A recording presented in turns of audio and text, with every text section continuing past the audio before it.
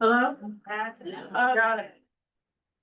Thank you, everybody, for coming out tonight. I would like to call the meeting to order at 7:10.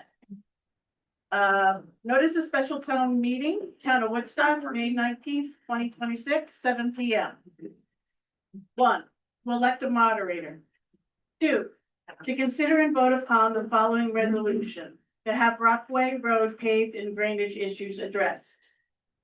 3, to consider and vote upon the following, amendment 1 to the ordinance doubling exemptions of farm machinery from tax. A copy of the proposed ordinance is floating around here somewhere. Number 4, to consider and vote upon the following, amendment 1 to the ordinance authorizing tax exemptions for farm buildings. And again, we passed out copies of the ordinance, and did you put them in the back, Jess? Yes, they're in the hallway. They're in the hall, okay. To consider and vote upon the following, amendment 1 to the ordinance concerning the vending and selling of merchandise and goods in the town of Woodstock. And again, the copies are out in the hallway. To consider and vote upon the following, an ordinance regarding citation for violations of town regulations. And again, they're out there. Number 7, to consider and vote upon the following, resolve that the town of Woodstock approve the expenditure not to exceed $125,000 as has been recommended by the Board of Finance for the reserve for capital and non-reoccurring expenditures to be used for the Woodstock Elementary School underground storage tank removal project. 8, to consider and vote upon the following resolution. Resolved that the town of Woodstock approve the expenditure not to exceed $70,000 as has been recommended by the Board of Finance from the Reserve for Capital and Non-Reoccurring Expenditure Fund to be used for the purchase of Lucas batteries and Stryker equipment. And number 9, to consider and vote upon the following resolution. Resolved that the town of Woodstock approve the expenditure not to exceed $124,165 as recommended by the Board of Finance for the Reserve for Capital and Non-Reoccurring Expenditure to be used for the Pulpit Rock Road Bridge renovation. And number 10, to adjourn. Do I have any nominations for moderator for tonight's meeting? Ivor? I nominate Don Adaletta. Okay. I'll second that. I assume Karen? you want the moderator, right? Do I have any other nominations for moderator tonight? Hey, all in favor of Don Adaletta, tonight's moderator, say aye. Aye. Any opposed? Any abstentions? Okay, Don. Thank you. Thank you, and oh my goodness. Good thing I'm not afraid of public speaking anymore. So we'll start by just some brief housekeeping things because you have a very full house here. Please raise your hand and be recognized before speaking. Address all your comments to the moderator, not across the room to each other. And I'm going to ask people, because we're being recorded and are on Zoom, I'm assuming, although I use that as a general term, as on Zoom, I'm going to ask you to come up and use the mic. If somebody really can't come up, I'll run the mic out to you, but that's the only way. I know we have some really good projectors in this room, but in order for them, the little owl to pick it up and project it out to the town, you need to use the mic. So that said, please identify yourself for Christine's sake, and for those watching at home. And I think that's everything. I'm going to try to call on everybody a first time before I double back for a second time. But if I miss somebody, you do get to grunt and say, hey, okay. So with that said, we'll start with a motion to accept item number 2, the Brockway Road paved and drainage issue. We need. Motion. Could you say your name, please? Ian Kraus. Ian Kraut, move to accept. Is there a second? I'll second. I heard from Karen and somebody. Paul Larson. Yeah, Paul Larson. Okay, so now for discussion, are there any questions, discussion, comments on this issue? Ivor?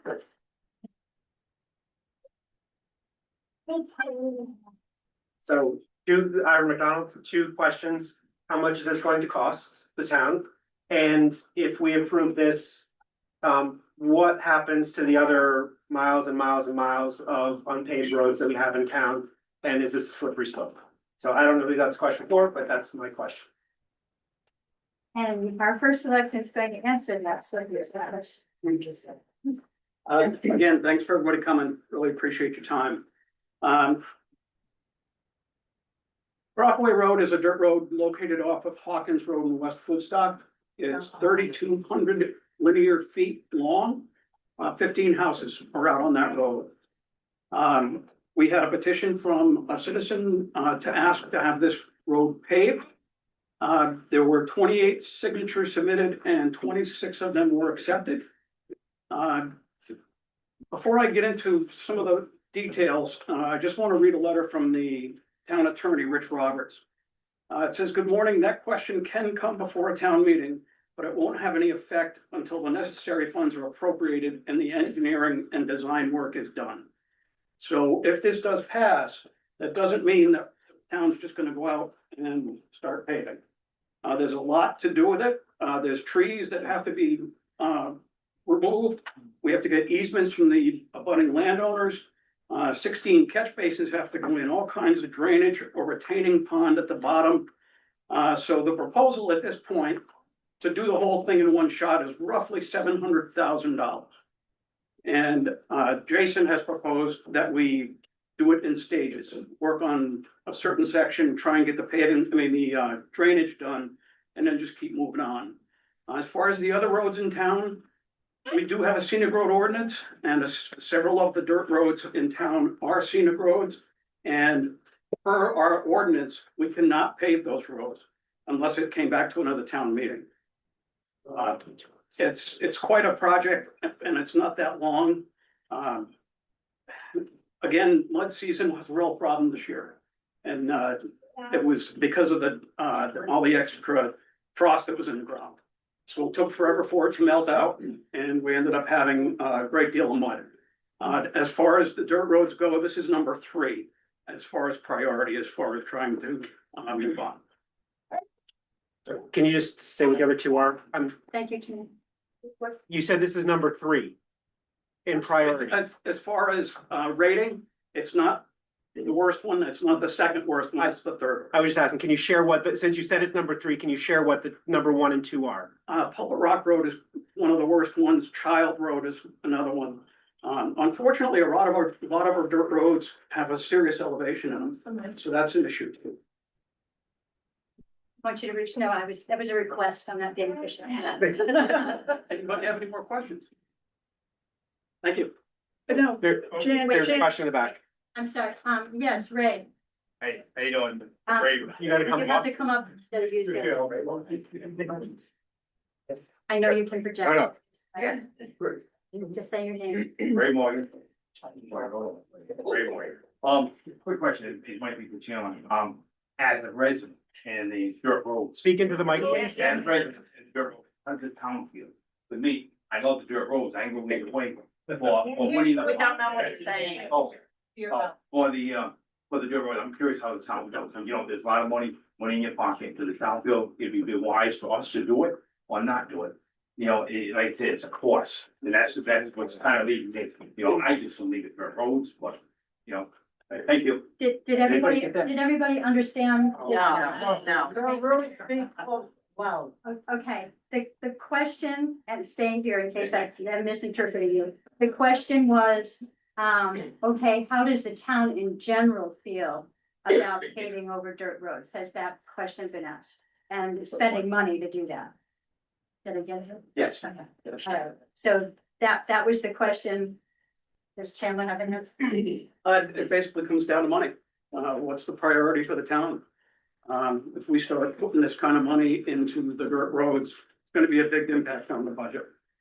Jan? Most people that live on a dirt road like their dirt road. I know in the springtime when there's mud, it's an issue, happens every year, some years are worse than others. But overall, I think people like the scenic dirt roads. These people are clapping at that. Okay, I don't know your name, sir. Ian Krause. Ian Pratt? No, So, to speak do to. you want me to come to you? You. I'm on a short leash, so that is a good answer. All right, so my name's Ian Krause. For those of you who don't know me, I'm the one who initiated the petition. In the process of going around to the homes that are on Brockway Road, of the folks that I was able to connect with, because there were a few homes that weren't home when I was passing around the petition, 100% of the residents that I spoke to signed on. So at least from one street, I can't speak to all of the dirt roads in Woodstock, but at least on Brockway Road, the residents want their road paved. So someone asked if it was a slippery slope. Maybe not everybody in town wants their dirt road paved. And the process that we had to go through to petition, it was a number of steps. You had to want it to get to this meeting at this point. And obviously this is a very full room. I'm hoping that a bunch of people are here to vote for this petition, but I won't hold my breath. But regardless, the people that live on Brockway desperately want the road paved because it is such a problem. Minimum twice a year, we have freeze thaw problems. Typically, when it first starts to get cold, and then again in the spring, sometimes more often, which means that the town is spending money minimum twice a year regrading our road. I can't speak to how much we're spending exactly. I've heard verbally that it costs almost 7 times as much to take care of a dirt road as a paved road. So maybe it's more of an upfront cost, but once the road is paved, take us off your list and go worry about somebody else. So I know that there's gonna have to be a little bit of math that goes into that.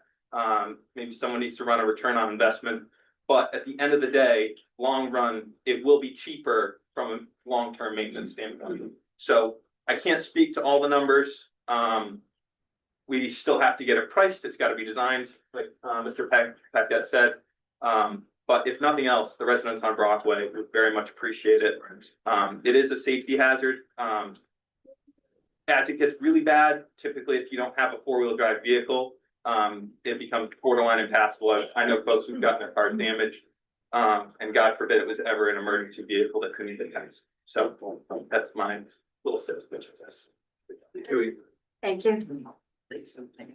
Is there another comment or question? Yes, can you come on up? So.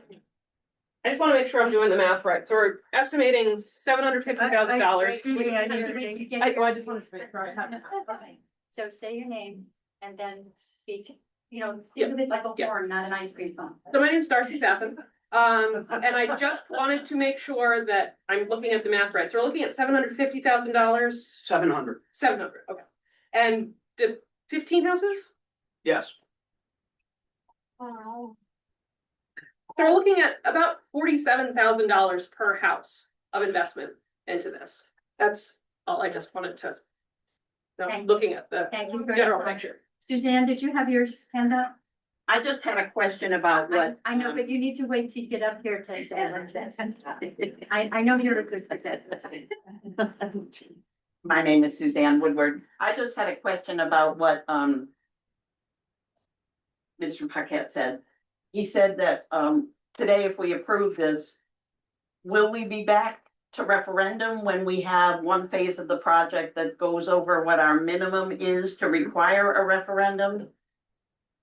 Yeah. I'm gonna answer that, yes. Anything over 250,000. Like, No comments unless you were addressed by the moderator. you're right. Yes, just so everybody knows that anything over $250,000 has to go to town meeting first and then to a referendum. So even if it passes tonight, doesn't necessarily mean it's gonna pass at referendum, just so everybody is aware. But if one of the first phases is to do some drainage or something, and that's $175,000, that wouldn't go to referendum, but then the project could stop. I'm just trying to see the Yes. sequence here. Yep. And then I guess I do wonder in my mind, if you split it up into a lot of little pieces, we'll never get a chance to vote on it again. Right. And then my third issue with this is, I don't have a sense, especially with other things that are on the agenda tonight, of where we stand with monies available to us. I know there's been a concern about the amount of our percent of our budget we want to have set aside that gives us good bonding ratings, et cetera. And I know we're on the low end of that. And I don't know how much money we have available to keep us from going lower. Because I don't know what the resolution was for this year's budget. Did you take, were you able to put some money in there? I don't know the answer. I think we need to know that. Thanks. So after the May 12th Board of Finance meeting, when they set the mill rate. They did set the mill rate a little higher because they wanted to put a little bit money back in the general fund, and it came up to about 50,000, somewhere right around there. At the end of the day, there really is not any undesignated funding left in CNR other than about 50,000. So anytime we move forward, it either has to come from the general fund or we have to go out and bond. We no longer have bond ratings, Suzanne, just because we don't have any public bonds. The only bonds that are outstanding were direct purchases, so there's no bond rating for us anymore at this point. There are other ways that we can try to save in CNR is if we do have a surplus at the end of a budget, year, we can definitely put some money aside in CNR and try to save for each section of a project. What we have been doing though lately is, any project that's been kind of holding on, we've been repurposing it for more important things at this time. So, that's kind of where we're at. The town does have a general fund. Right now it's about 11.6% of overall expenditures, which means to us it's about 3.5 million. So the more we take out of the general fund, the more the fund balance goes down. And what does that mean for us is that if there was ever a time where we couldn't pass a budget and we couldn't set a mill rate to get the bills out, we'd have about 1.2 months worth of bills, and then the town would be literally out of funds to be able to pay people, do projects until money came in. So per our auditor, they like to see anywhere between 10 to 15% of a fund balance for towns. And we're trying to rebuild that because over the last several years, we have had a lot of things where we've used it for CNR projects.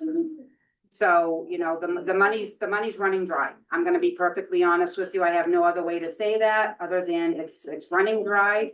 But again, even if you piece it, and it goes to town meeting and it's not necessarily guaranteed that it's gonna be accepted. That's all I can say. It's up to you to decide how you want the town funds to be spent. It's very hard for us to budget it in our budget each year for a capital project because then it increases the mill rate. And then, it makes it more expensive for people here too. Yeah. So, and bonding is not always a solution because that's very expensive. I mean, on the average, anything under 2.5 million is at least 45,000 in attorney and professional fees just to bond.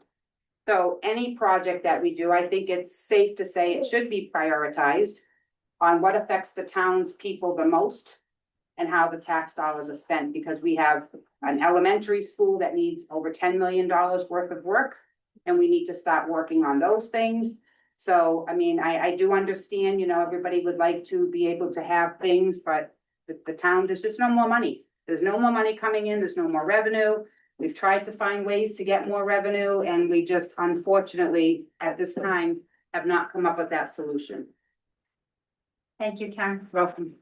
Is there another question or comment? Yes, can you come forward, Kelly?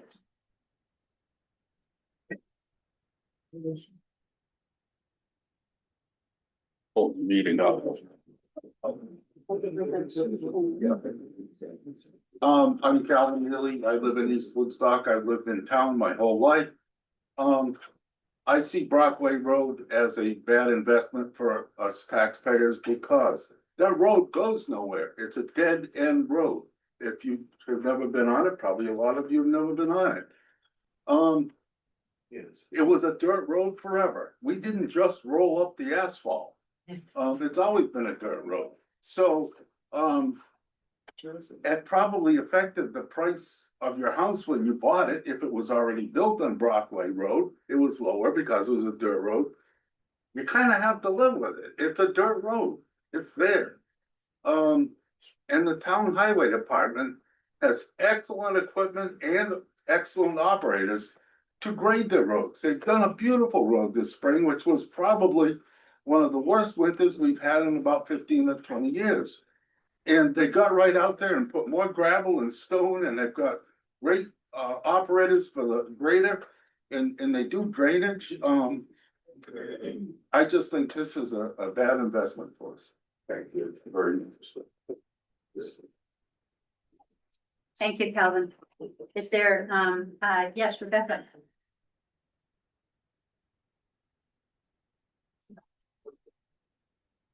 Ooh, it's a long walk.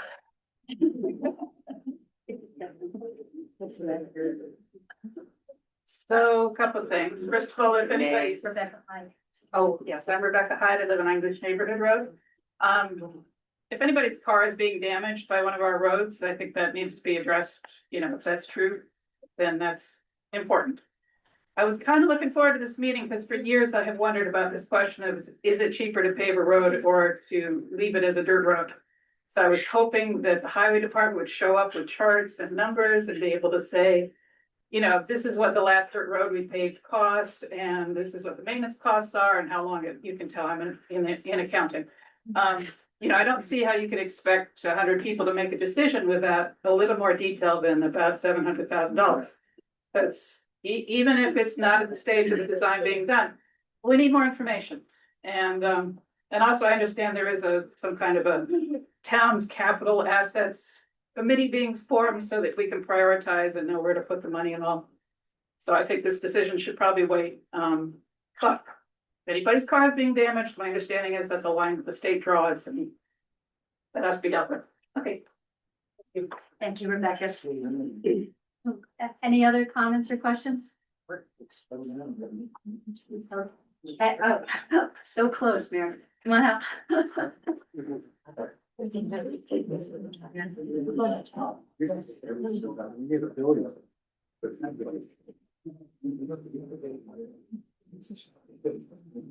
My name is Mary Weaver. I have lived here for a long time. I have seen many roads accepted, but most of them have already been paved. And many of the dirt roads that we have are by choice of the people who live on.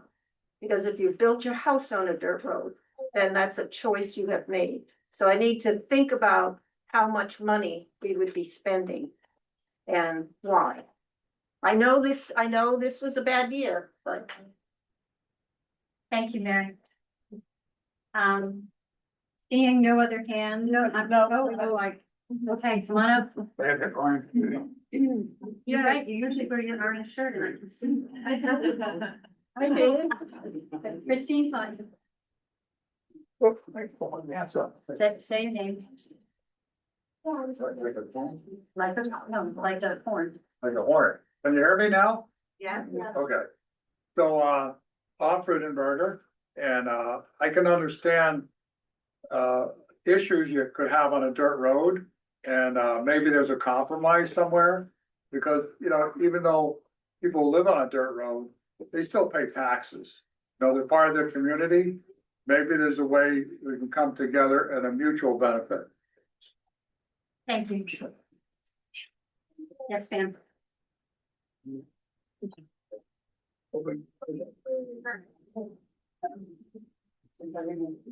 Maggie Houlihan, I live on Indian Spring Road. We just had our annual budget for the lake, which is Woods Lake. And the roads budget was about 22,000, and that's an annual budget. We don't always grade our roads. It depends on the conditions. This past year, we have graded. But they put an aggregate.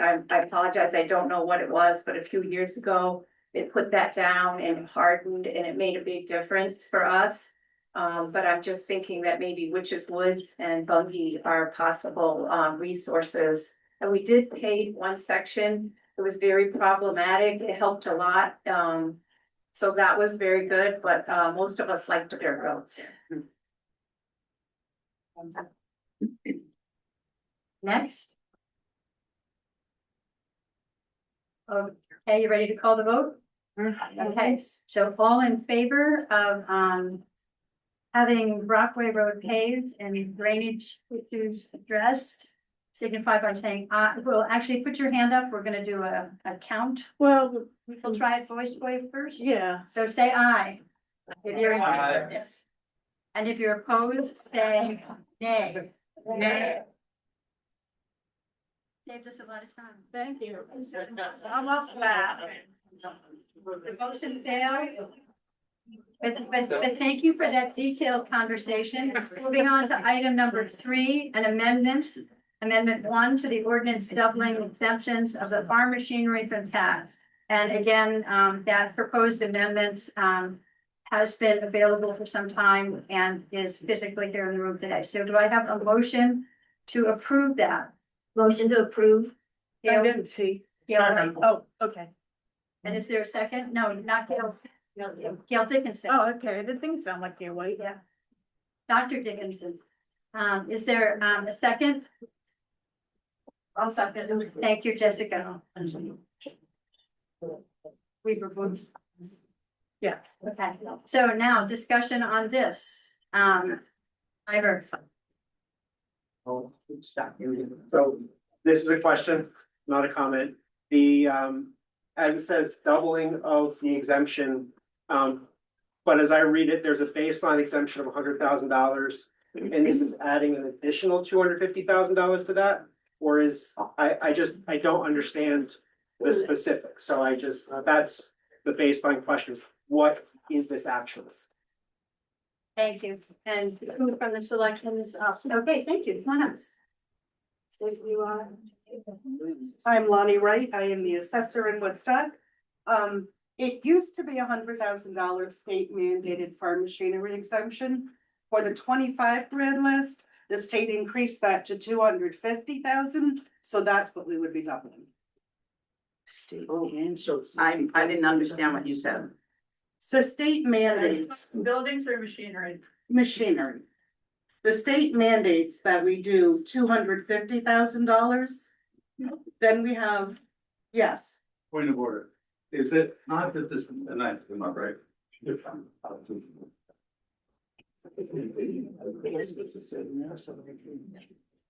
My name is Dan O'Hare, and my question is that the state gives us the opportunity to approve this increase, but the state does not mandate that we do it. Oh. It gives us, okay. There is one exemption that the state mandates, that is $250,000 for farm machinery.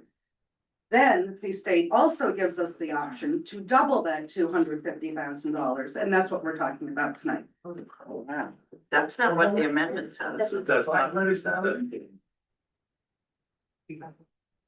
That's not what it says.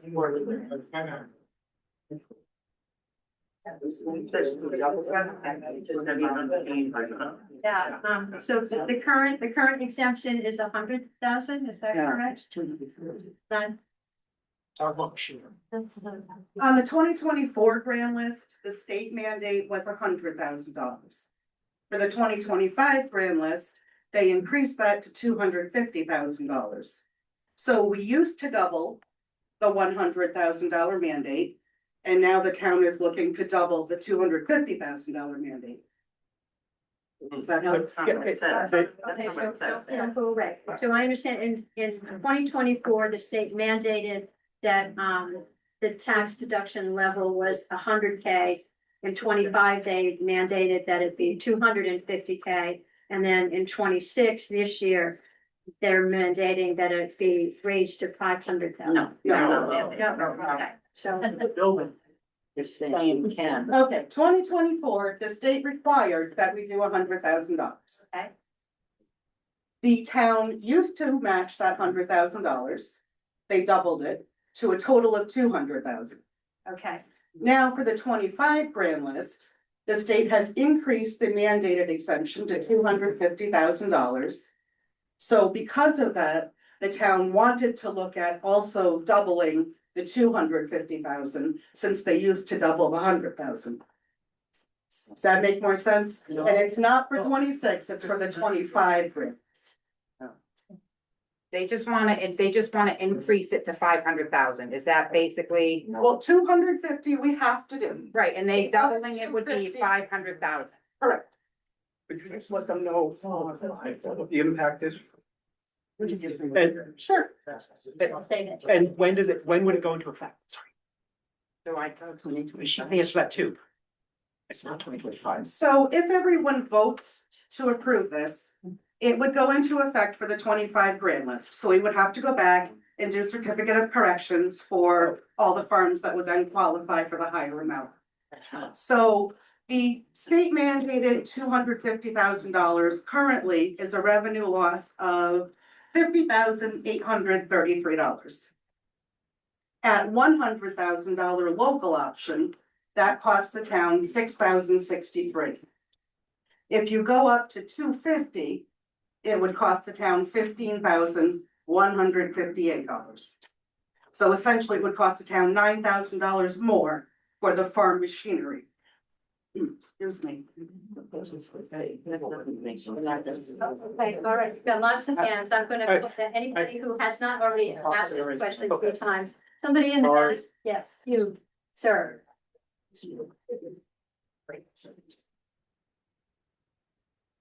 Say your name. She's got a smile on her face because she knows me. So I filed ag exemptions and as it currently stands. we have- You got to speak up. All right, Eric's happy. How it currently stands is we have $100,000 ag exemption for our tractors with an extra $100,000 that's voted on by the town as like our local option. Basically, what this is doing is it's increasing the state part of it to 250, so the local option of 100 would stay. So you would basically be increasing to 350. But what a lot of people don't understand, one tractor now is $250,000. And that's a cheap one. I mean, you know, there are farms out there that have $900,000 forage harvesters. I mean, you're talking millions and millions of dollars, and the only thing that's exempt is the first 350,000. That's it. And I think there's only 6 or 7 towns that actually would benefit from the increase. Thank you. That's point of order. Can we have the amendments that ordinance read? Because it doesn't. I don't think it's what Lonnie said, but I want to see that. Okay, sure. I have, okay, so the copy I have says ordinance doubling exemption of farm machinery from tax. It was originally adopted on May 1st, 2002. It was amended, it would be amended tonight, okay. Pursuant to the authority of General Statutes 12-91B, the town of Woodstock hereby provides an additional exemption from property tax for all farm machinery qualified for exemption under Section A of said statute to the extent of an additional assessed value of $250,000, subject to the same limitations as the exemption provided under subsection A, and further subject to the application and qualification process provided in subsection C of said statute. This ordinance to be effective with assessment years beginning October 1, 2001. And then, the second part says pursuant to the authority. Oh, no, that's for farm buildings. That's the next. So did that help, Rebecca, or is that now as clear as the mud on? No, that helps. It's just when I look up 1291A, it says 100,000, so I'm just, you know, and I don't argue with the assessor who knows your business better than I, but I'm wondering where I think the state mandates 100. But she thinks it's mandates 250, so I'm just confused because I looked at the statute. The state mandate was 100,000. They changed it for the 25 grand list to 250,000. So that's already on the grand list. Everyone else is the 100,000 for local unless you change it tonight, in which case we'll go back and fix it. There's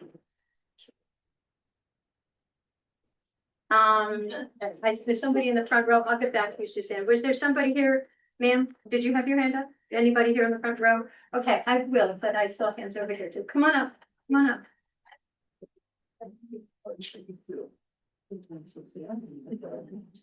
Question for the assessor. Michelle Laws. I'm wondering when that amendment is made at the state level.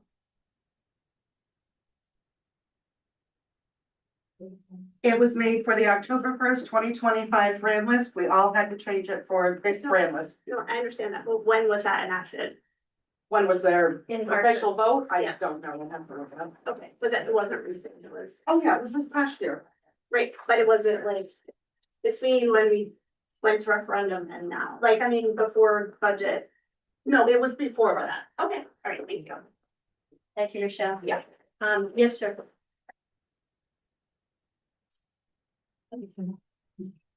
Say your name first. John Herman, I'll try to confuse people even more. So currently, it used to be 100,000, Woodstock doubled it. So the new state mandate at 250, it's mandating 250, we already have 100,000. So right now, I think Eric was saying we can go to 350, we're already at 350 with the mandate, because we have 100,000 existing, 250. The state's allowing you to double it. So we can take it to 500, so that's what my understanding coming today. And my understanding is equipment's wicked expensive. You know, I don't think they'll realize just one tractor now costs $300,000-400,000. And you know, not say farming is coming under a lot of pressures. You got all these warehouses coming in. We're pressuring against trying to competing for land. So I think as a farmer, we're sitting back and saying, what can we do? The state has been working hard with, we got Farm Bureau president here, to look at avenues to help farmers out. Because as a pickup truck, as we all know, costs $100,000 for a fancy truck that you need to work with.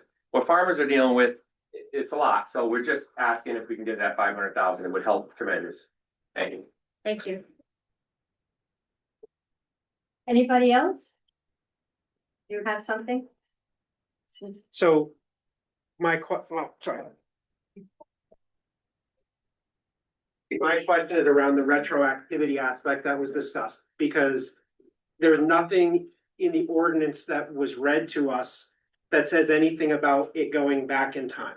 And so I have a lot of problem with, you know, passing something that we don't understand, right? And it's not about not wanting to help out farms. It's just about understanding what is it that we're agreeing to? Because as you said, it's as clear as mud, as the mud on Brockway Road. And so that was my question, I guess, or something. Suzanne, did you have a question or comment? I have a lot of questions because I read this thing and I read what was outlined. Suzanne. And I was totally confused. Now I'm more confused.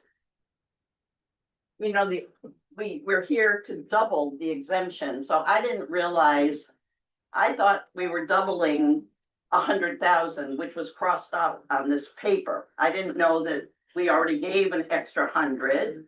I didn't know that that had been changed to 250, and now we want to give an extra 250, so we're talking about 500,000. I have so many thoughts about this, but I love the farms in Woodstock, but you know what? There's an awful lot of people in this town that need help with their taxes. The governor just gave $22.2 million to our dairy farms. I hope a lot of our farms are going to benefit from that. We passed an ordinance last year to help the ordinary citizen who is trying to live in place until they pass with their increases in taxes. And we froze their taxes. We gave them an option. If their income was low enough and they qualified, we froze their taxes. That was a wonderful thing that we did. It impacted 56 households, according to our tax assessor. She gave me the information a while back. And the total cost of that to the town of Woodstock was $12,000 and a few more dollars. If you divide the 56 households by that number, you get an average benefit to those homeowners of about $200. Here we're talking about thousands of dollars of benefits. I'm just saying there's a lot of people we could help with this much money that we're now giving exemptions for. And I want to make sure that the farmers really need this. When I read the information online, it said that a total of the two different ordinances we're looking at, there'd be a total of 4 farms would benefit from one of them and 9 would benefit from the other. So I'm assuming that maybe the 4 that benefit are also in the 9. So I'm thinking we're talking about benefiting 9 towns. And I would like to know the answer to that question. Is that what we're here for? To help out 9 farms in town Are they dairy farms? Because if they're dairy farms, they're gonna get help from the state, I think, based on what I've been reading. I find all of this very confusing. I don't know why we didn't have a public hearing or some kind of a meeting where we could all come together and all get on the same page about what this is really about. I'm very upset about that. I don't think that's a lot of transparency to the voters of this town. And we need that these days. Everybody is hurting people. There, a lot of households, the house I live in, I don't own, I have an in-law apartment. Our taxes went up $650 this year, per year. I should say my daughter and her husband. And, our increase in assessment was 28%. That was less than the average of 30. And the people who had homes that weren't valued that amount, I'm sure most of you know now, their taxes went up just as bad. And they have houses that are only assessed at 250,000, but they got hit 4 years ago, they got hit again. I just think we have to know what the heck we're doing. Are we doing the best we can do for the people that really need it? I don't know, I'm very confused. Oh, I've got Paul, and who was next? Somebody in the back over there? Okay, I got you next, sir. I'm Paul Larson, and like Calvin, a lifelong resident of Woodstock. Just to clarify a couple things, I think it's important to realize that the farms in this community, and particularly the dairy farms, who will be getting some benefit from that state program recently. That's going to be a one-time infusion to help them get through a very difficult time with milk prices so low and input costs so high right now. The total cost to the town on this particular item that we're voting on is less than $10,000. But that $10,000 is going to make a difference on those farms that are qualified or that have equipment, machinery that's valued at that high level. And so those are some of the farms, some of the bigger farms that have that expensive equipment that help us maintain our rural farming character, the agrarian look to our town that so many of us love and live here for. So, anything that we can do, I think this is a very minor cost, less than $10,000 on this particular ordinance to benefit some of these farms, help them get through some difficult times by raising this property tax exemption on their machinery. And the cost of the town is pretty minimal. So I would encourage a yes vote on this issue. Thank you, Paul. Yes, sir, could you come up, please?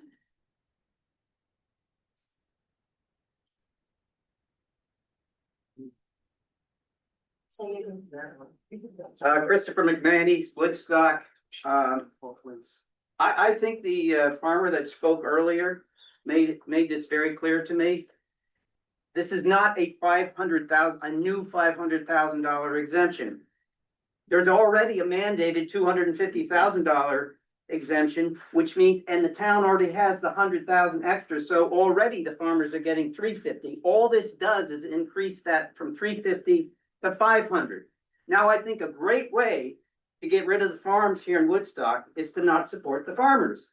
So if we don't want farms, don't vote for this. It's just that simple.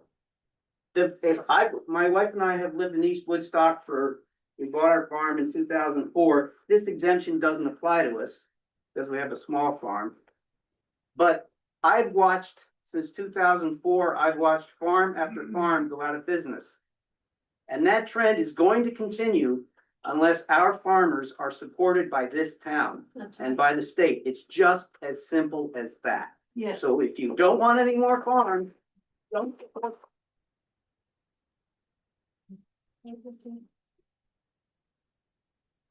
Any other comments about this? Yes, sir, come on up.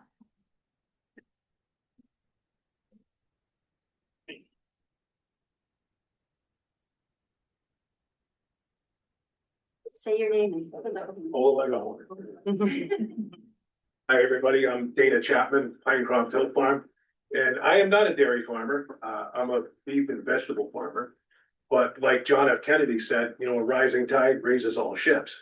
You have to do this for your farms. You have to do this for your town.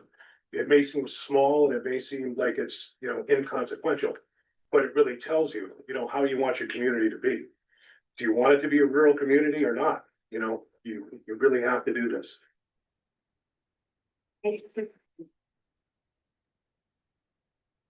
there anyone who hasn't spoken yet who would like to speak? Dr. Dickinson, can you come up? I'm on a short leash, it turns out I can't come see you. That doesn't happen down very often. I know. You weren't on the mic, so nobody heard that. Gail Dickinson, I'm a relative newcomer in town. I've only been here for 34 years. And I served for a long time on planning and zoning. And what I'd like to point out is that farmland and open space uses less in services than they currently pay in taxes. Residential buildings use more in services than they pay in taxes. So if you want to keep our taxes down, we need to keep our farms working.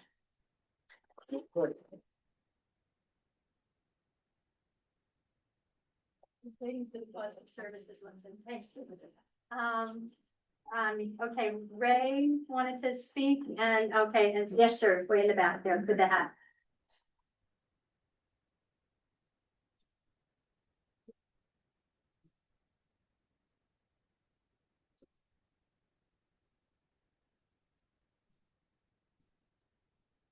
Say your name. Mark Parker, came to Woodstock in 1965 with my mom and dad. We inherited my great aunt Lillian May's house. So I'm married into the May family. Also was given jobs by farmers in this town. Ken Healy when he had his dairy farm running, and my friend and boss Paul Miller. So I think it should be totally supported.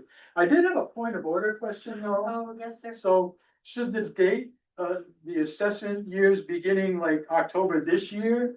Why, are we gonna leave it at 2001? People that drafted the.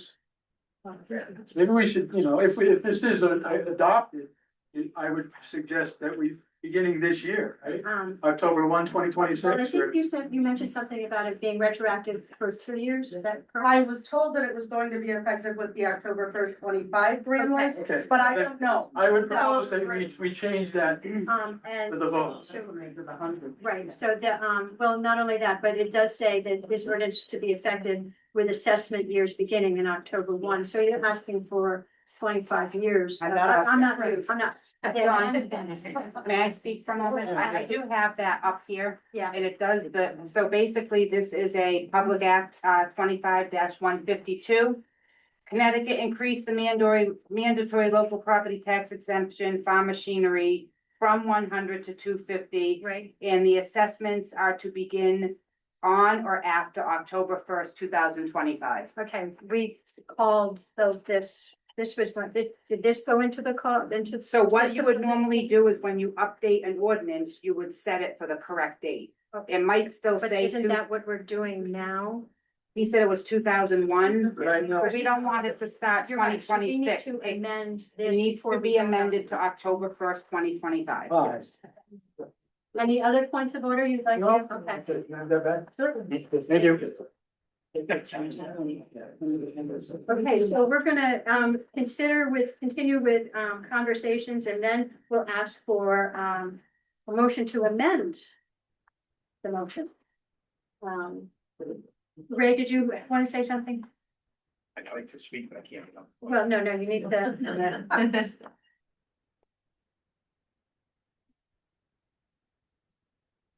Ray Morgan, the gentleman to answer my question exactly. It was a 2021 that kind of, hey, we're going back 10 years. $5,000, that's kind of scary. But like you said, if it's a 10,000 a year, it's a no brainer. It's for the farmers. So I don't have a problem there. Thank you, Ray. Okay, now, okay, we're done with that. Stuart, did you want to say something about this or to make a motion to amend? No,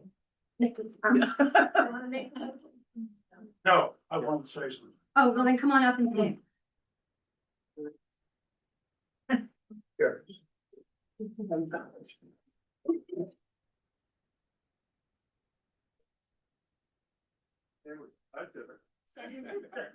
Stuart Morris, East Woodstock. I'm currently the chair of the Agricultural Commission in town. We've got a very, very diverse agricultural industry within the town of Woodstock. And the one thing that is encouraging is that when you look at the variety of different agricultural endeavors, we've got a lot of very young people coming right in and going, just working hand in hand with their fathers, mothers, sisters, brothers. But it assures us that these venues will continue. It's what's made Woodstock the character and the town that we all love. It's why we're here. It's why our population is growing. We just need to support the Agricultural Commission's job is to support the agricultural industry. So obviously, we are in favor of these exemptions. I'd ask you all to please consider that and vote yes on the exemption.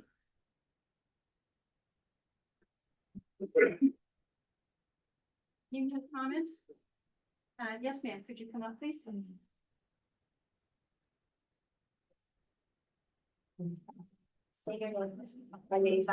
My name is Donna Young. We're a farm in Woodstock, and we're talking about $10,000.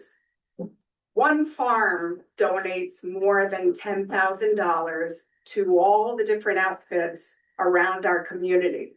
If we tallied up all the donated money amongst all farms, you would be talking about well over 300,000. So we're squabbling over $10,000. Thank you, Jen.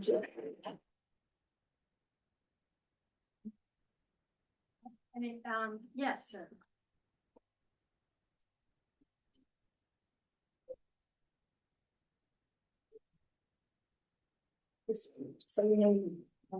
John Garlic. I've been here for 5 years.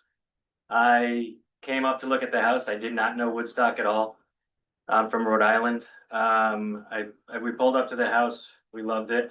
We walked through the back door into the back deck, and we saw the pasture of Pinecroft, and that's what sold the house to us. Me and my wife both I have a doctorate. My wife has a bachelor's degree, where we both bring educations. We make good money. We pay a lot of taxes. If that was not our backyard, we wouldn't have bought the house. And if that changes, if those were condos, we will sell our house.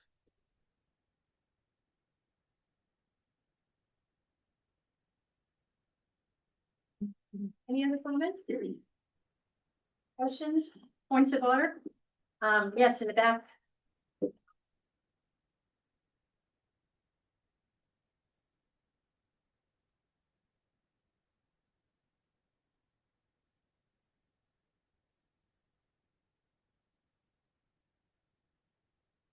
Say your name.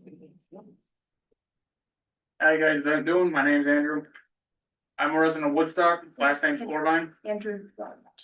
Yep. Name's Andrew Corbine. I pour concrete for a living out of Worcester, Massachusetts.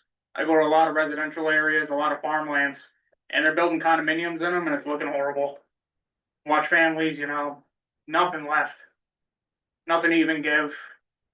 They sold their property. It's been their generational family forever and ever. And then, you got houses built on top of each other. Most of you guys are sitting here in this room. And please don't let this happen to this town.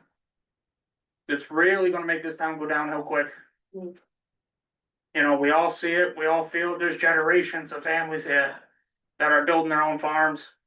They give back to you, they sell meat to you as much as they can, milk, you guys know them here, probably all by name. We need to keep that community tight so we don't turn into a city. Putnam's growing big over the last 10 years, we've all seen it. We've poured more concrete everywhere around, especially Massachusetts, Connecticut. We don't need any more here. And if you guys can think about that, support your local town, your farms for what, 10,000 per farm, not even. It's a small price to pay when you divvy it up around how many residents are in this town.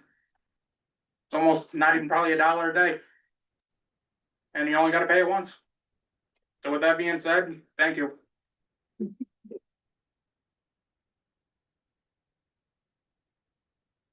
Anybody else?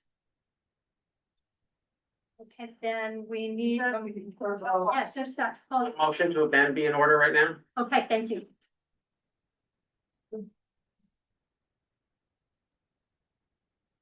Paul Larson, I've moved to amend the proposed ordinance so that it reads effective with assessment years beginning October 1st, 2025, to be in alignment with the state statute. Second. And for those of you who didn't hear, Chandler Paquette did the second. So we will vote on that first. All in favor of accepting the motion to amend the ordinance to read October 1, 2025, say aye. Aye. Opposed? Okay, I think the ayes have that one.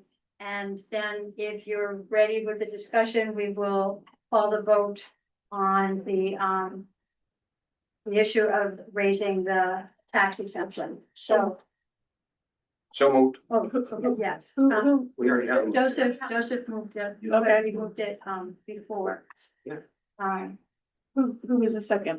No, we had a motion second earlier. It's already on the floor. I don't know that we need. Oh, that's right. So Yeah. better get us out. That was a long time ago. So, the folks who made the original amendment have to agree, Rescind. and agree to the we'll call it a friendly amendment that Mr. Larson made. That's what needs to get done. Okay, so the original,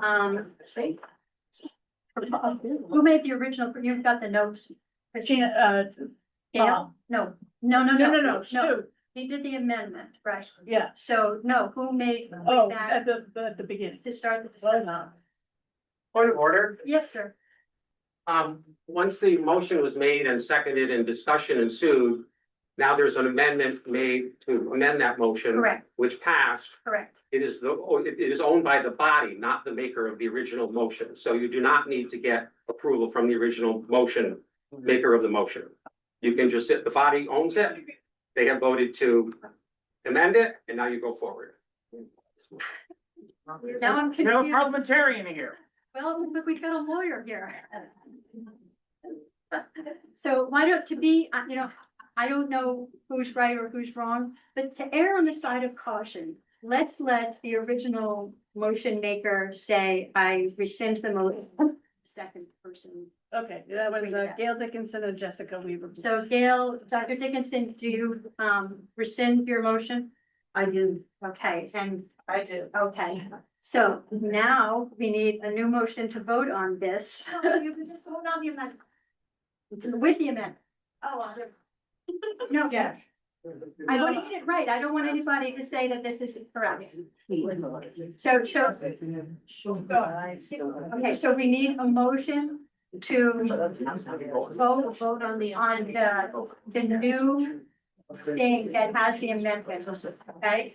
So Jessica's moving that we vote on the motion with the amendment. with the corrected amendment, with the amended amendment. Okay, and is there a second? I second. Okay, we've got several. I'm gonna let Kate do it because her name's not in the minutes yet. So Kate seconded it. All in favor of the amendment to increase the tax exemption as corrected, say aye. Aye. Are there any opposed? Hearing none, the motion passes. Okay, so.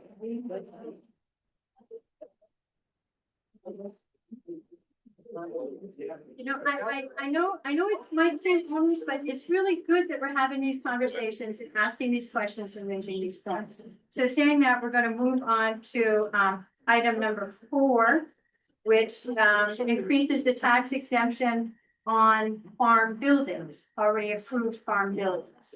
So is there, did we amend it first before we? We can do that. Okay, so, I need a motion to amend that one. But again, the last line reads, October 1, 2008. Okay, would you like to say your name? For the record. Okay. Did you get that, Christine? I sure did. Okay, and is there a second to Jeremy's motion? Second, I missed who it was. Christopher McMahon. Thank you, Christopher. Okay, now we're gonna We've amended that, all in favor of the amendment, say aye. Aye. Any opposed? Okay, so the amendment stands, and, yes. I think there's a typo in here. Point of order. It says the word resident, and I think it's supposed to say this shall not apply to any residents, which means home, right? Yes. Yeah. So that needs to change also. So and Suzanne, I heard you just make a motion to, correct that, Second. and Ivor corrected it, or seconded it. All in favor of that? So point of order, Point of order, come on up, sir. the last sentence again, the date starting 2008, that needs to be amended as well. We just did. The rest, you did both. No, well, we did the 2026 thing, and then we caught the residents thing, so, It should be October 1st, 2025. correct. Okay, so right now, we've got, a motion on the floor to correct the sentence that reads, such exemption shall not apply to any residents of such farmer. All in favor, say aye. Aye. Any opposed? Okay, thank you. So now we will accept the motion. No, if you're saying no, we're not getting ready. We're gonna accept a motion to accept the corrected amendment regarding the tax exemption increase for farm buildings. Do I, Kate?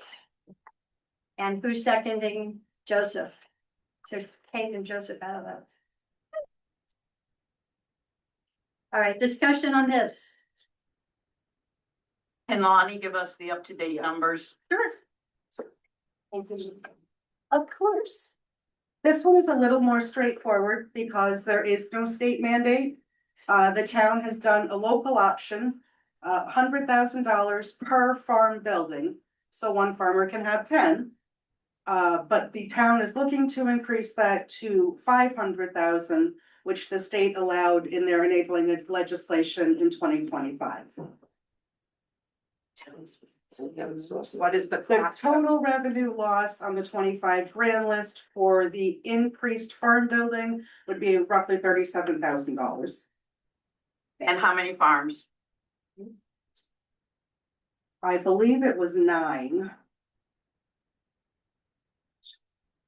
But hopefully every farmer is gonna build a lot of new buildings, right? Any other questions, particularly for Bonnie, since we have her up here? Did you have your hand up? Come on up, Dave.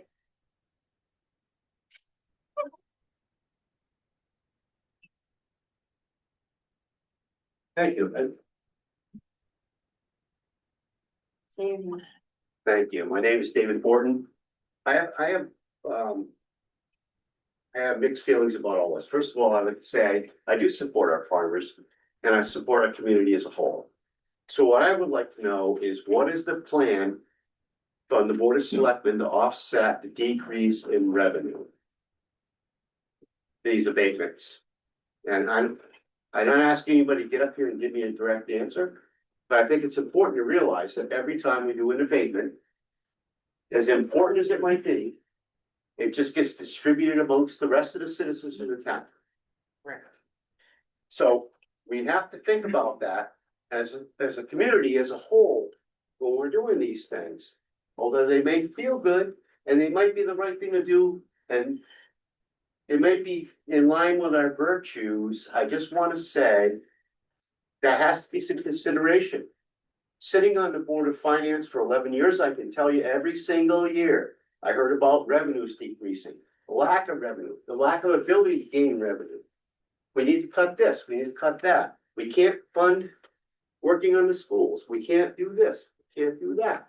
Over and over and over again. I hope you guys all understand, all you people understand. Again, I'm not against farms.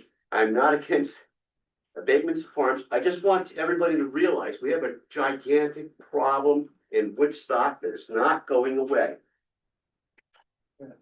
And I'm not suggesting you vote against this. I'm just telling you, I want to make you aware as a citizen and a former commissioner that you need to be aware of this because these things are going to come up over and over again. And, Lonnie, what is the cost total for these two things that we just voted on? For the two on the 25 grand list, if they're both approved, the revenue loss would be 46,750. On the 25 grand list, what about the 26 grand list? Don't have a crystal ball. Right, so 45,000. I just read the minutes from the last Board of Finance meeting, we talked about running over on the transfer station, for example. By $19,000. The finance director has recommended that the people who utilize the transfer station make up that money. There will be many more conversations, if you read all the minutes that come on the Board of Finance and other places, where we're gonna go from tonight's joyful exit to something other than that, when we start talking about other things. And our elementary school, amongst other things, is sorely in need of a lot of work. So, again, I just want to make sure everybody's clear. I have friends in this room who are farmers. I'm not against you, man. I'm just saying, I just want to make sure all the people in this room understand the full ramifications anytime we do an abatement. Thank you all for your time. Are there any other questions? I'm seeing people point over here. Matt Bennett. Oh, I'm sorry, sir. It just, this is just very, very quick, it's just a numbers question. Pat Bennett, hi, everybody. Is the 40,000, Matthew Bennett, is the $40,000 on the 25 grand list, is that a total or is that per farm? Just a question, okay, I just don't know. So, 46,700. perfect, thank you so much, appreciate you. For both exemptions. Am I done? Any other, okay, now we've got hands up again. Okay, so I'm gonna go with, I don't remember your name, but in the black t-shirt, and then I'll come back to you, Paul, okay?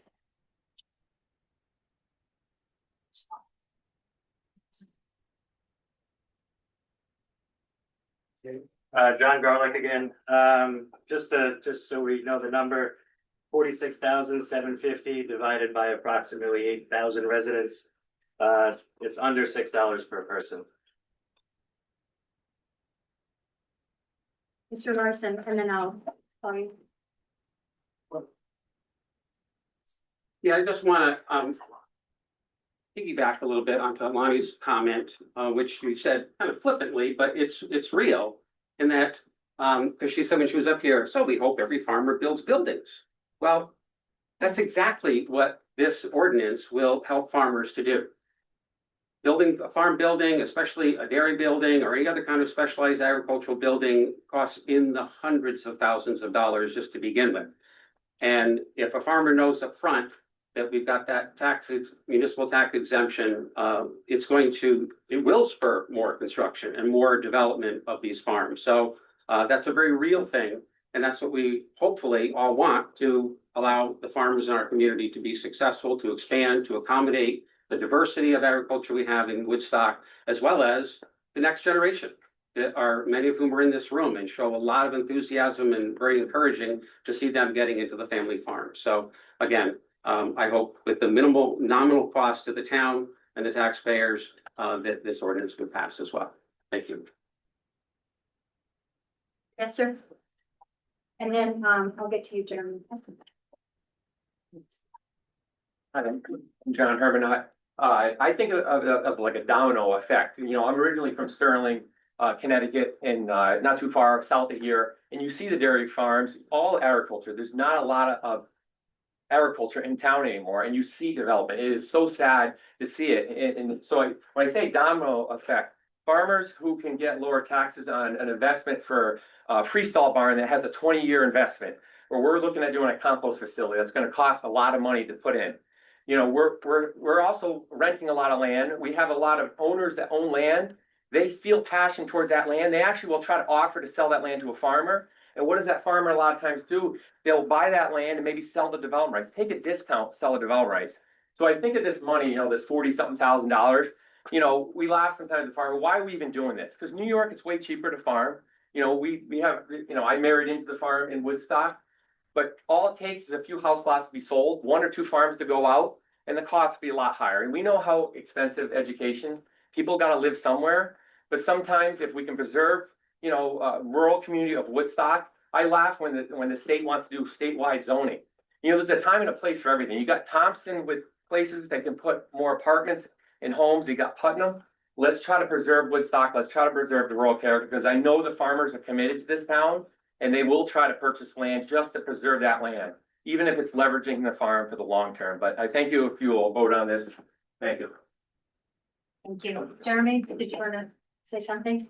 And anybody else want to queue up next behind Jeremy?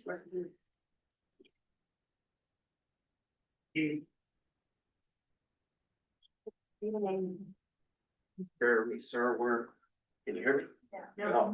The Prospect Street.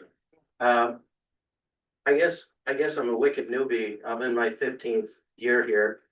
I kind of came here for the farms. And one of the first things that I learned was that there were a lot more of them. And that were, in terms of large farms, about a dozen or less. I'm also from the business world. I've negotiated for a living for maybe 50 years. And I will tell you, there is nothing like this leverage. $46,000 to preserve what I and probably the rest of you who qualify as newbies moved here for. It's a no-brainer. Thank you.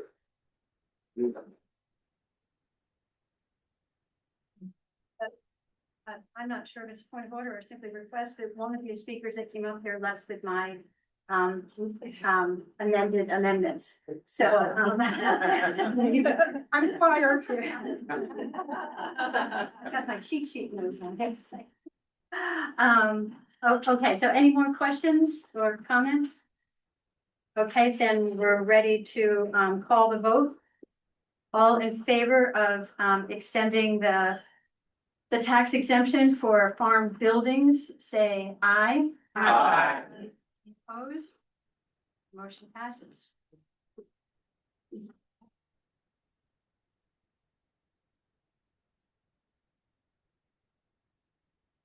We are now moving on to item number 5, to consider and vote upon the amendments the ordinance concerning the vending and selling of merchandise and goods within the town of Woodstock. Is there a motion to accept that amendment? Beth Zimmerman? And is there a second? I'm sorry. I'm voting on Oh, thank you. vendor.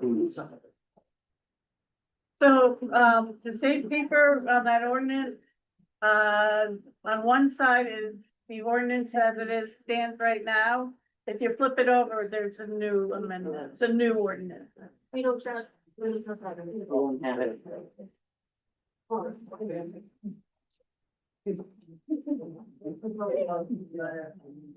Let's all have a careful read to see if we need to amend this one. No.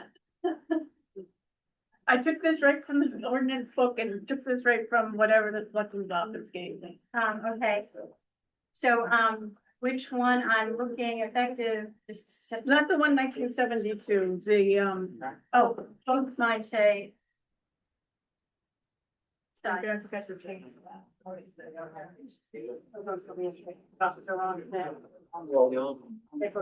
Yeah. So we don't have it. Oh, no, it's right here. It's the 199. Okay, so we need to change this, it's not effective? Yeah. Okay, so we need a correction on this one as well? Yeah, so it'd be adopted, the amendment would be adopted tonight. Because this won't change because, Right. yeah. I forgot to change that. Okay. And then it becomes effective 2 weeks after publication. So that really makes it May 30. Well, whenever I can get it into June the 1. shopper's guide. June 1? Or just right 2, I want to get the lunch 2 weeks after. 2 weeks after publication, then when I get it published, I'll update that. That's. So we need somebody to amend this ordinance as well. That ordinance reads the vending and ordinance concerning the vending and selling of merchandise and goods in the town of Woodstock, and we're looking at the one who, which is It says, under section 3. where it says, well, I the want fee, the number difference, that's the one we're looking for. yeah, so well, all the sections, the fees changed. One of the reasons why, can I, because they come from me. So this ordinance was adopted originally in 1972.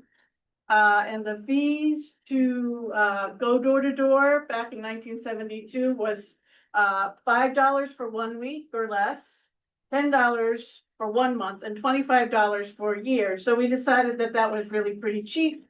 And since it hadn't been, amended in over 50 years, we changed that to, $50 for, a week or less, $100 for a month, and $200 for 1 year. Then the other change was anybody who violates this ordinance will be fined not more than $199 plus associated costs per person per incident. So we're just basically bringing this ordinance up to 2026 standards. We also made it, section 1, we also made it a little bit more difficult to get a permit, because before all you had to do was come in and apply and the selectmen would vote and say yes, but now we want, because people are so concerned about their safety, and we wanted, they have to go through a background check with the police, and the FBI before they can even apply for that. Because we know it's a crazy world out there. We don't like random strangers coming to our doors. So it's basically bringing it up from 1972 standards to 2026. Does anybody have any more questions for Christine before we correct the effective date? Okay, so Paul, yes. Well, it's not really affected, not relative to that, but I'm just curious, how many of these permits are applied for each year? Just to put it in perspective. Paul's question was how many permits per year? It's usually just the bigger businesses now. We don't have so many people like going door to door for whatever. But it's mostly like the telecommunication companies that have been going door to door. We got a lot of complaints about that last year, which really pretty much spurred us to do this. They were going around even though they knew they didn't have a permit. I mean, they even came to my door. And when I asked them where their permit was, they said, "Oh, we have one." And I said, "No, you don't." So, you know, and we were getting calls all the time about like, do you know these people are going door to door? I mean, solar companies, you know, and we would say, no, we don't. And so then we thought, if we make it a little bit more difficult, if we bring it up to modern standards, if we increase the fee, we might have a little bit more control over it. Thank you. You're welcome. Okay, so we're gonna amend the amendment. So at the top of the thing, it says effective, it reads on your paper, effective April 20th, 1972. We're changing that to effective to 2 weeks after publication. Correct. Okay. So is there? Or adopted tonight and then effective. Adopted tonight, so it will read adopted May 19th, 2026. Then effective 2 weeks after publication. And effective 2 weeks after publication. So is there someone willing to make that motion? Paul, Paul, whose last name I can't remember. Did you get that? Yep. Okay. And is there a second? Second. Oh, you've got two Pauls sitting next to each other. No wonder you're both looking at me out of it. Okay, Jeremy seconded it. Okay, is there any discussion on this? Any questions on this? Okay, hearing none. All in favor of updating? Oops, there was a question? Hi, Mark Parker again, Mark, could you, I know it's a pain, but could you, no, Mark, please come up. Okay, okay.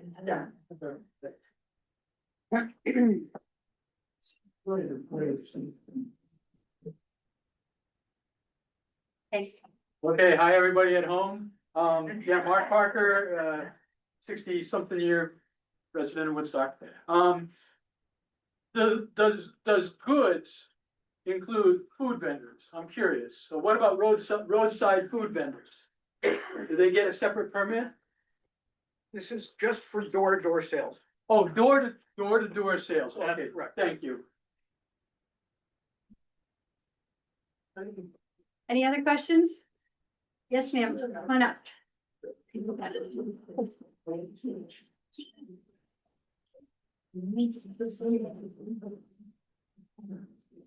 Eleanor Duwinski. I feel the risk of more people coming to my door. You know, people that I don't know, people that I am not expecting.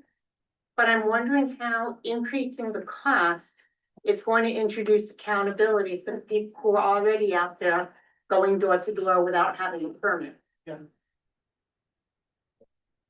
Thank you. I don't think the cost is gonna be so much other than the, yeah. Yeah, well, the fine is gonna be $200. I don't believe there was a fine before. We just revoked the permit. But I think really the biggest thing that's gonna be is be updated on the security, what people are gonna have to do. Before we could suggest that they needed to, we could say we would like this, but there was nothing in the ordinance that said they had to go for a background check. And this will make them, and maybe it might give us more teeth with the state troopers if somebody calls and said, someone came to my door and they don't have a valid permit. I'm not really sure, but I'm hoping the cost and the more red tape they have to do, other than just coming in and filling out a piece of paper in front of me and going to the selectmen's, meeting, maybe will deter some people. Yes, sir, come on up, or ma'am, I'm sorry, yeah. I couldn't see your.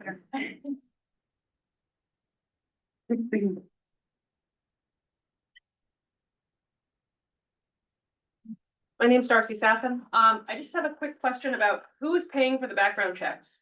The people. The people are, Yeah. and then is there a way for that to be full? You know, so if you were running the background checks. Oh, we don't. No, Oh, I know, but then, you know, how are they presenting, how do the background checks then get presented? They get, it must be similar to the gun permit. It doesn't say anything about a background check. On our application, it does. I don't have the copy of it. No, sorry. I think it'll be similar of how people have to get background checks for the pistol permit. And I understand, yes, and I'm not familiar with the pistol permits. I don't do that. But I know when they register with the state police, they have to get a code. Yeah. Right? Correct. And then, so then we get we get the report email from the state police. Am I correct on that? Yes, they have to get fingerprinted and they run an FBI check and a state of Connecticut check. I just wanted to make sure that that wasn't getting passed on to No, us in no, any no, way, no, shape no, or form. no. And that there was a way to be accountable. Yeah. Sorry. Yeah, I know. It's so easy to force. Yes, ma'am. Ma'am? Oh, come on, work with me. I'm tired and I can't remember anybody's name in its head.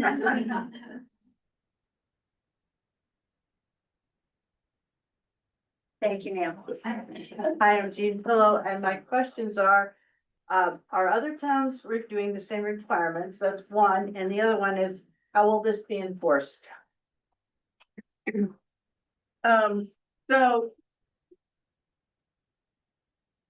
I don't know if I'm talking so much. So when we encountered this problem last spring, last summer, when the people were starting this, we were starting to get complaints. Joy, the assistant town clerk, she loves to Google and research this stuff, and she located all the other towns in the area, Putnam, Thompson, and some other towns in the area that are similar in size to Woodstock. And she printed out what their rules and regulations were. Some are ordinances, some were not, depending on the town. And we just sort of brought that all to the selectmen and said, look, this is what the other towns are doing, and what do you guys think? I really don't know about enforcement. I guess that would be, we get a lot of complaints from some people about going door to door. we could, Dan, you wanna talk about that? As far as enforcement goes, it's almost impossible. A complaint to the town hall is the first place to start. Then we can get in touch with the state police and see what we can do as far as that goes. There was a few words that were added in. I know, about 6 months ago, Frontier was all over the place banging on doors.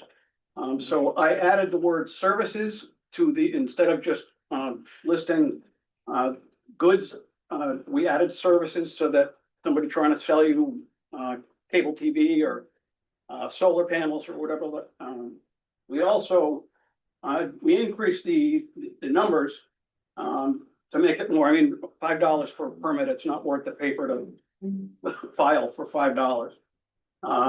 We also added, door-to-door vending will not be permitted after 6 p.m. And, we also added that the fee for permits can be waived for nonprofits or, any organization that holds a 501c3 status. Thank you, Jim. Yes, Beth, come on up. Beth Zimmerman Smith, relevant to, Ms. Woodward's comment about transparency, it might have been helpful, and these meetings would maybe be shorter if we had more information in advance about the things that we're voting on tonight, the rationale and the impact, just a thought for future reference. The second question I had was, does everyone who's going door to door have to have the background check, or just, okay, so Yeah, every everybody individual does. employee Yeah. will have to have a background? Yes. Great, Yep. thanks. Yes, sir. You just wanted to get up, right? Maybe you should sit up front there.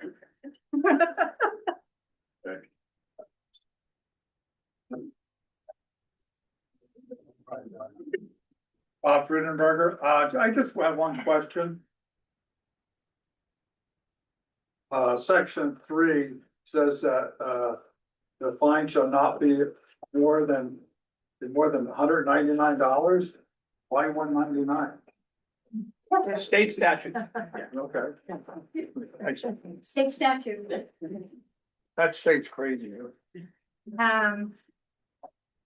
Any other questions, comments? Yes, Suzanne, come on up. On section 2, the first sentence, Okay, come on up. what does it mean? It says this ordinance shall not apply to any business, firm, corporation, or individual having been duly established in the town of Woodstock. What does that mean? Christine, Karen's got an answer? I believe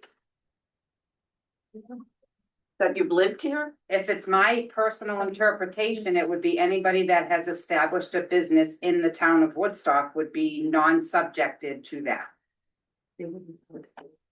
So in This order would be to outside vendors other than if you're a town of Woodstock person. business. So like, does this apply to the people who are selling barbecue on Route 171? Door to door. Only door to door. Okay. That's not what it says. Okay. Yes. Okay, because when it says, no person shall vend, that doesn't imply door to door. That implies something much broader than door to door, in my mind. Does say. It says from house to house. But it's no. Or. It says along the public highways, that's what he's doing. He's vending along the public highways. I just find it confusing. I don't think it's very. Clear. Yeah, call the vote. We've got somebody calling the vote. So all in favor of, all in favor of this corrected amendment regarding vending and selling merchandise in Woodstock, say aye. Aye. You have to call the vote first. I did. I did. No, we have to have a vote on the call. You do? Yes. No, we've never done that before. Oh, all right. Well, Robert's rules says. We're airing Yeah. on. Okay, somebody second Karen. Okay, so So we've got the motion to call the vote on the floor. Do we need it seconded? No, it's not, it is not a motion, it does not Okay. need a second, it So- simply needs, so the body all in then favor? votes to end discussion. Thank you. All in favor of ending discussion and calling the vote, say aye. Aye. Any opposed? Thank you, Mr. Larson. Now, all in favor of accepting the ordinance concerning vending and selling of merchandise and goods in the town of Woodstock, signify by saying aye. Aye. Any opposed? Okay, so we got there. And now moving on to item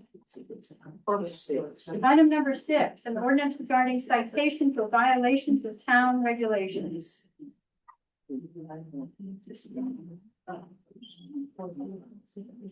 Which is a 2-page item. It's the long one, right? Yes. Yeah.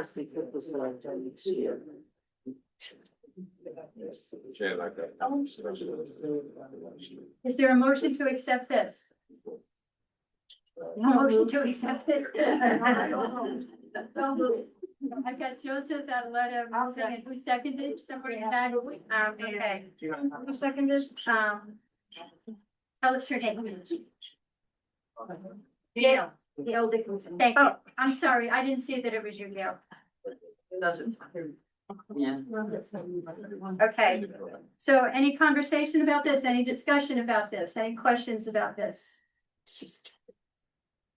Who enforces it all? I'm sorry, what? Could we have someone speak to who enforces it?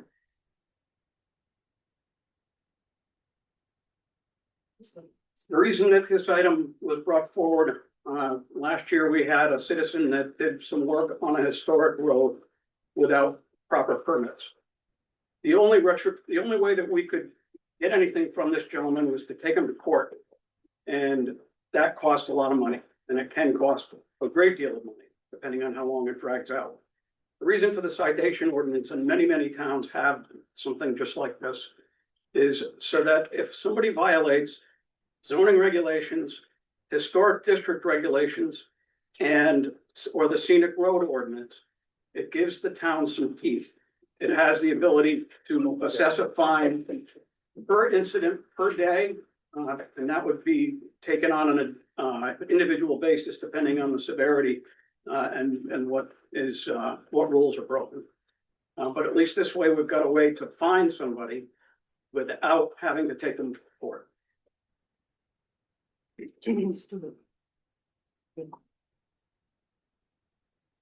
And any other questions about this ordinance? Yes, sir.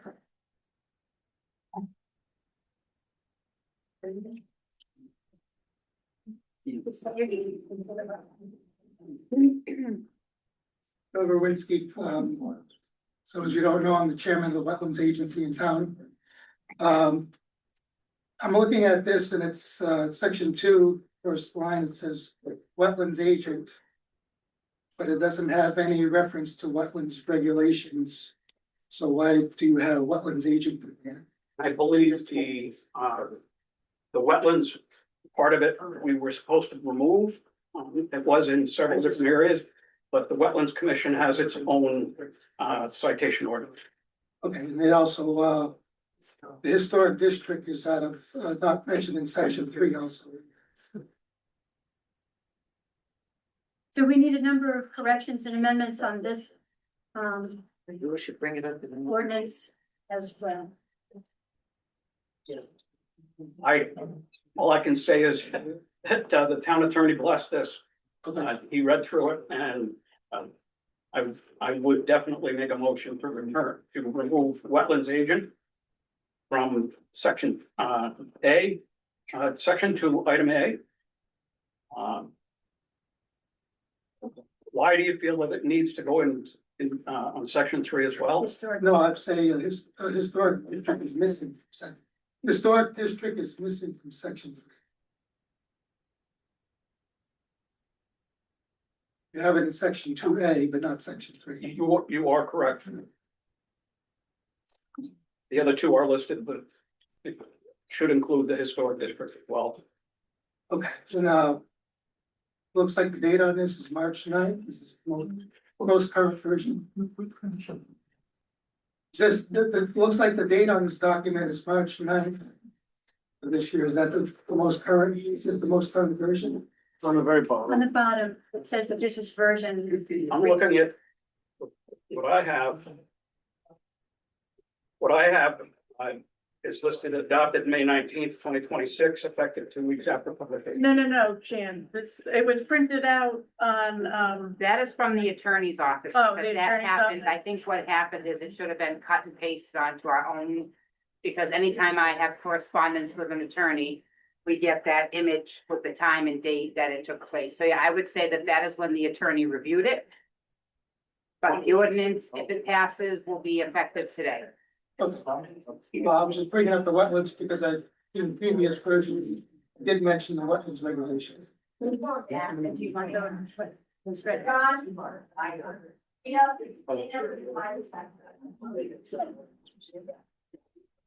Oh, yes, ma'am. Come on out.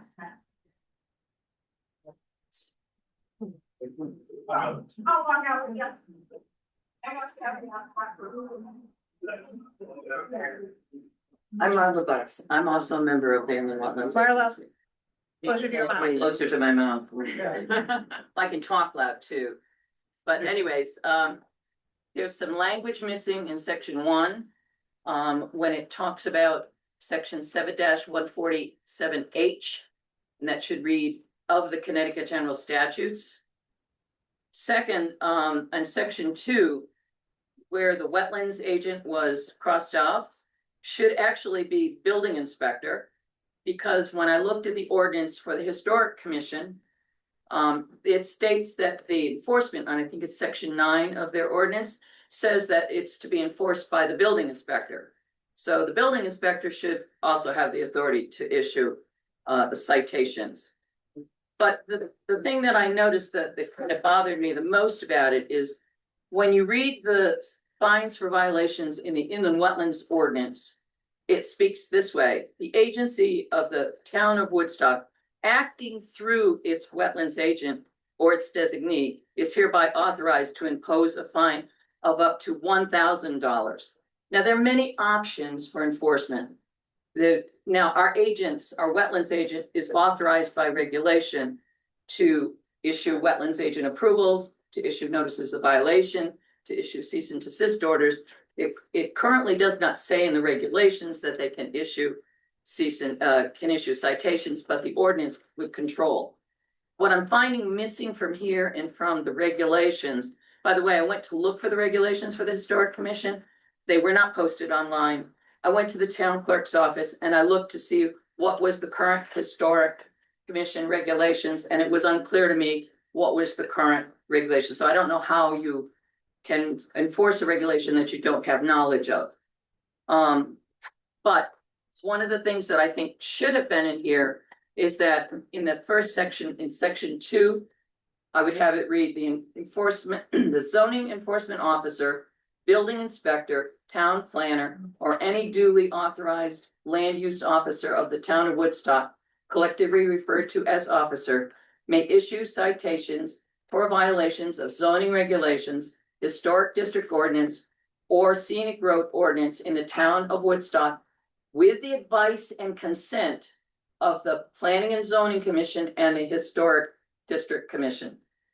In the wetlands agent does not have the authority to independently decide to issue a citation to somebody.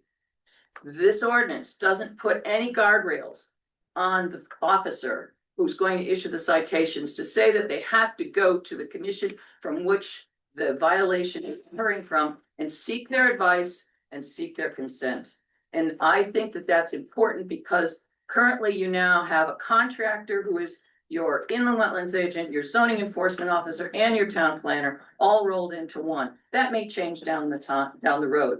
So that contractor is responsive to the Board of Selectmen, I would presume. But it's not necessarily responsive specifically by regulation or by ordinance to those commissions for which they're doing the enforcement action on. So I think there's some language that's missing in here. And I've just stated what it was at the end of scenic road ordinance of the town of Woodstock, with the advice and consent of the respected Planning and Zoning Commission and the Historic District Commission, to the extent and in the manner provided by in this chapter and consistent with the authority granted under the Connecticut General Statutes and the town of Woodstock. Sounds like need to reach.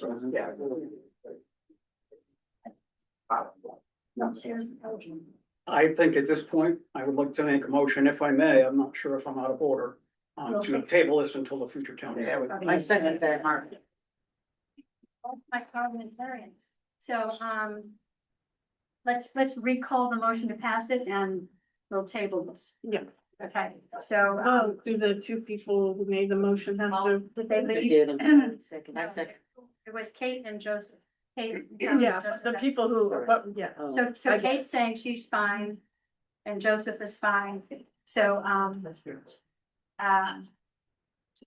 so then Chandler has a motion. I think you're empowered as the initiator, just to table that. So I don't think we need to vote on that. Okay. So this has been tabled until it can be amended, corrected, and reviewed again. But all of your conversations was helpful. And this was the public hearing part that people were asking about. So, that it was not a waste of time. It was good input. Then moving on then to item number 7. Spending money. Resolved that the town of Woodstock approve the expenditure not to exceed $125,000 as recommended by Board of Finance for the Woodstock Elementary School underground storage tank removal, and Karen's gonna talk about that. Absolutely.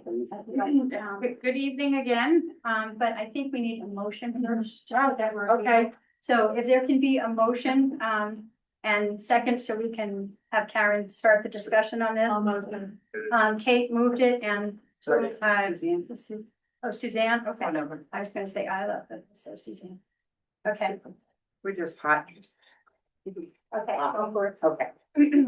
So the reason we're bringing this up, for this evening is because back in November, the Woodstock Elementary School got a surprise visit from DEEP to inspect or to look at the dates that the underground storage tank had been in the ground and found that it was overdue for removal. So this is more of a mandated state issue that we have. It wasn't something that, we wanted to have to do or of that nature. It was something we had to do. So there was a testing done, a tank tightness test. And there was some reporting with DEEP to find out if there was any contamination or different things like that. But basically, an underground storage tank cannot be underground for more than 30 years, so it needed to be removed. And that was a project that we had to start immediately, so we were using town funds that were not appropriated. Basically, we had to just remove the underground tank. It had to be inspected to make sure that there was no pollution or any seepage underground. We had to put in a temporary tank so that the school had some oil for the winter time. And then we had to begin a project to install a new above ground tank. So that project cost approximately $123,000.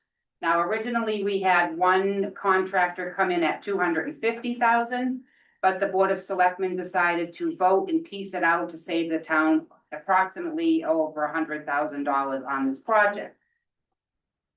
The reason we're asking for CNR funding is because it is a capital project, and what we would like to do is be able to put that money back into the general fund. So that way we don't overexpend the general government budget and the Board of Finance contingency fund.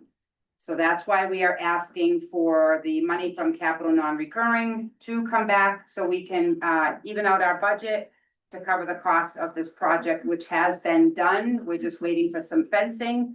But again, the total project is I'll give you the exact amount.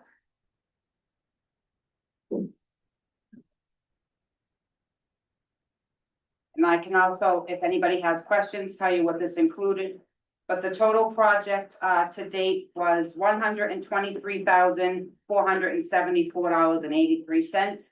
Again, by piecing this out the way that we did it, hiring more local contractors, it was able to save over $100,000 to the town residents, actually. So that is really it. If anybody has any questions. Thank you, Karen. Are there questions for Karen? Yes, sir. Come on up. Since you want.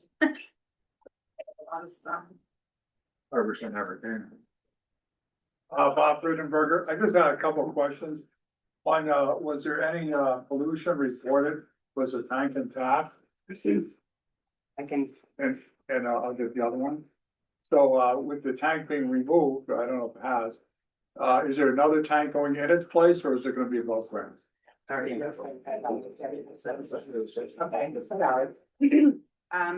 I thought I had mentioned that and I apologize if I didn't, but the underground storage tank came out and we had to put in a new above ground tank. We had to actually get some pollution insurance, which was very costly, to cover any pollution, which was not found. So everything was intact. The tank has been removed. It was pretty clean and smooth. Jan, I don't know if you want to elaborate on any of that, but everything went better than expected. They came in and they poured a concrete pad down. They placed in the new above ground tank. Everything's been connected and ready to go. We're just waiting for the final fencing and the bollards to go, so to protect anybody from getting in there and being able to tamper with it. So just to clarify, I believe you said basically when they pulled the tank, there was no pollution or. No pollution. Soil, because that's a big expense. No, and exactly, and we were very grateful that that didn't happen to us. Thank you. Anybody else need anything clarified about this? Yes, Suzanne, come on up.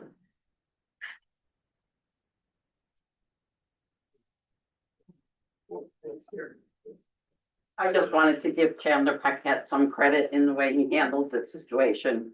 I went to a couple of the meetings and I was very impressed that you were willing to take on the burden of that job, because it was up to you to coordinate all these different contractors. And it saved the town of Woodstock a ton of money. So he deserves a round of applause.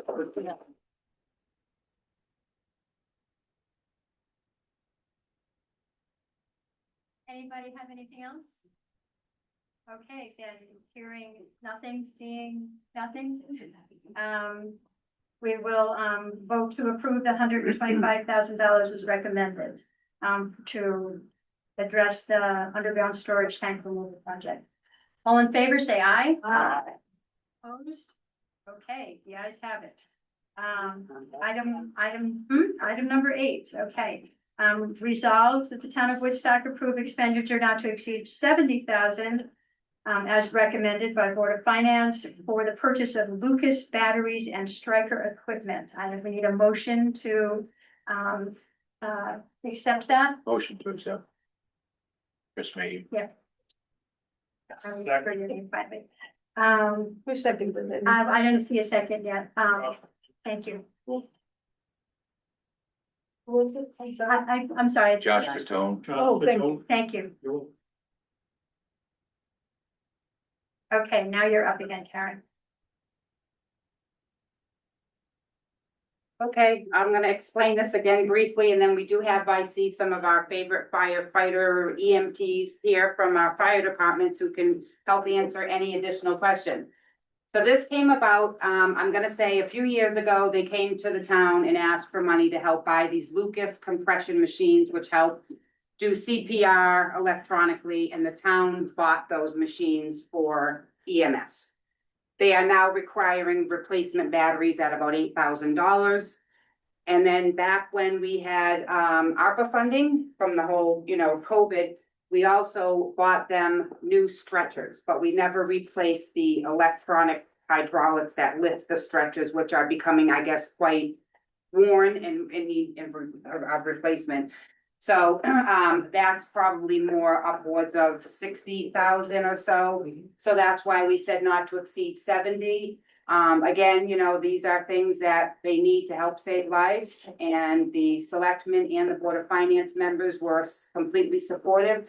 So we're just asking to be able to use funding to help them get those purchases that they need. And if anybody has a question on what those do, please come up here and feel free as a member or.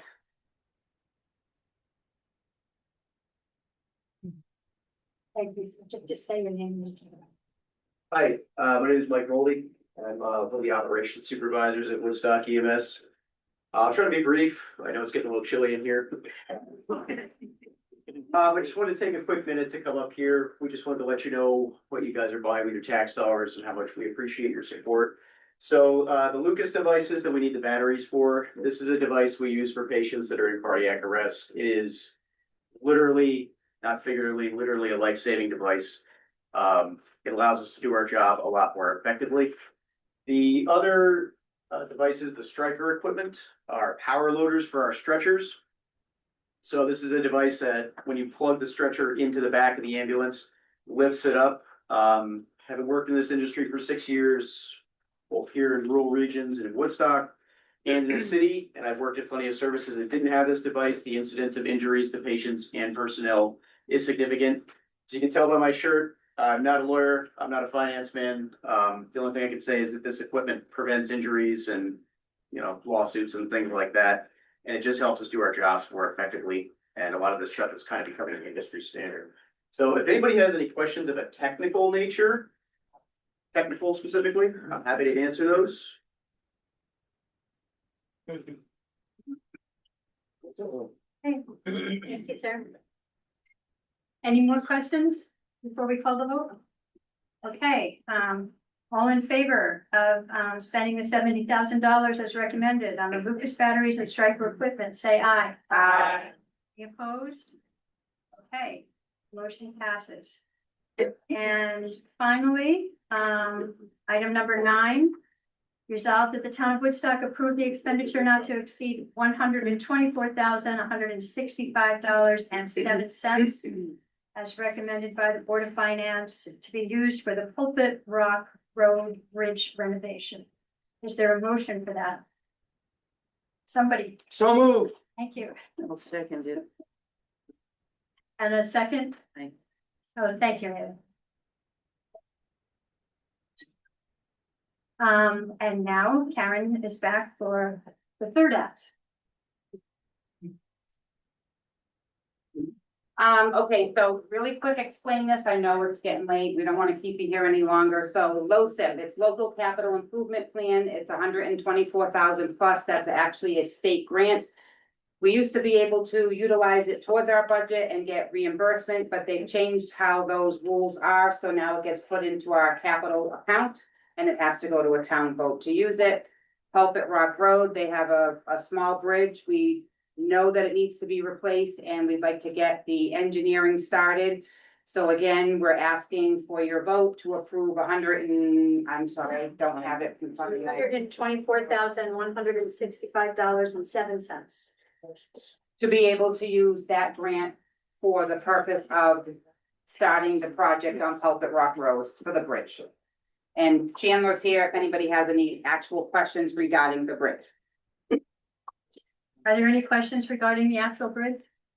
Or any other pertaining to this item? Hearing none, all in favor, say aye. Aye. Opposed? Okay, thank you. And here's the one you've all been waiting for. Number 10. Adjourn. Motion to adjourn.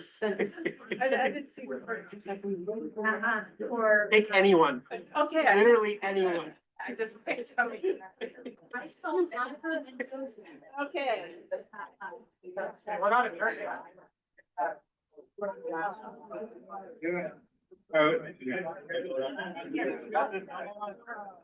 We have a motion for adjourn. Yeah, we did already. Yeah. I don't know where I am. I'm expecting.